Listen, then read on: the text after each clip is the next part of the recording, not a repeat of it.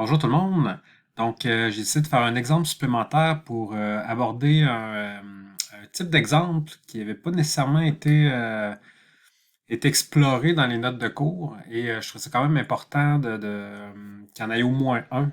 Euh, donc, on va le faire ensemble. Donc, ça va nous permettre de se rendre compte d'un petit quelque chose qui rend la calculatrice financière vraiment importante dans certaines situations. Donc, un exemple très simple. La banque vous propose de rembourser votre emprunt de 1000 dollars. Donc, on a 1000 dollars en 12 versements mensuels de 88 et 85. Et ce qu'on demande, dans le fond, c'est quel est le taux d'intérêt périodique mensuel. Donc, on pourrait d'abord se dire, pourquoi pas le faire algébriquement. Donc, si on fait la démarche algébrique, donc ici, les informations importantes. Donc, le PV, Present Value, c'est le montant de notre emprunt. On avait des annuités, des paiements de 88 et 85 pendant 12 mois. Et étant donné qu'on a une situation de remboursement, on comprend par le contexte qu'on est plutôt en fin de période. Donc, la formule qui est associée à ça, c'est elle ici. Et donc, en remplaçant les bons nombres aux bonnes places, on se retrouve, dans le fond, pour répondre à la question, ce qu'on doit faire, c'est réussir à isoler le i. Donc ici, j'ai remplacé le PV par 1000, le PMT, j'ai remplacé le N par 12. Et là, quand on essaie d'isoler le I, ok, donc par exemple, la première action qu'on pourrait avoir tenté de faire, c'est disons diviser par le 88 et 85 de chaque côté, multiplié par I.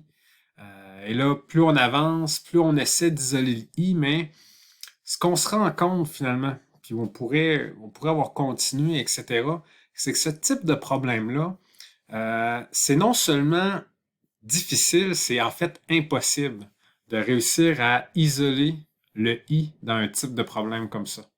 Donc, on aurait pu là essayer de faire un paquet de manipulations algébriques, envoyer ça d'un bord puis de l'autre, mais les i, donc la variable i ici, c'est carrément impossible à isoler. Donc, c'est vraiment algébriquement, et c'est pas parce qu'il nous manque un outil algébrique, c'est vraiment quelque chose qui ne se résout pas algébriquement. Donc, on a vraiment on atteint la limite de l'algèbre. Par contre, il existe quand même des moyens d'avoir une réponse. C'est un moyen que la calculatrice financière va utiliser, c'est-à-dire que pour ce type de problème-là, on doit absolument utiliser la calculatrice financière. Et la calculatrice financière, à l'intérieur, dans son fonctionnement, il utilise un algorithme. Donc, il y a un algorithme qui est déjà implémenté. Ça s'appelle, dans le fond, c'est la grande catégorie là, des méthodes numériques. Donc, ça utilise un algorithme et ça va nous donner une approximation très, très précise de la valeur de i. Donc, on n'a pas une manière algébrique pour obtenir une réponse exacte, mais la calculatrice va nous donner une approximation tellement précise que ça va être amplement suffisant. Donc, si j'utilise la calculatrice ici, avec les données qu'on avait à cet endroit-là, donc je vais aller utiliser ma calculatrice à droite.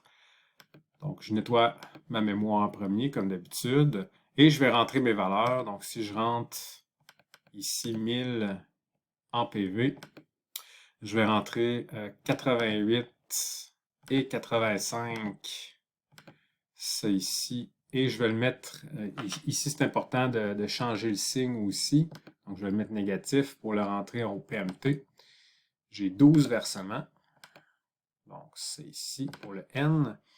Et je vois que je suis en fin de période, donc j'ai rien d'indiqué, donc par défaut, je suis en fin de période. Et là, ici, je peux faire le calcul du I. Donc, si on appuie sur le I ici, ça nous donne le I. Donc, qui vaut 1% environ. Donc, je l'ai arrondi. Donc, le I, le taux périodique mensuel, était de 1%.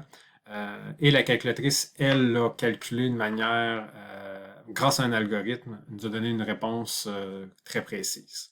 Donc, c'est un petit exemple. Ça nous permet de remarquer que parfois, on n'a vraiment pas le choix d'utiliser la calculatrice financière. Donc, c'est pas seulement une question d'économie de temps pour certains types de problèmes. Dans certaines situations, on doit absolument utiliser la calculatrice financière, étant donné que l'algèbre ne peut pas suffire. Évidemment, il y a quand même un paquet de situations dans lesquelles l'algèbre va fonctionner. mais voici un exemple où est-ce qu'on on n'a pas pu le résoudre. Donc, c'était la fin de la fin de mon petit exemple.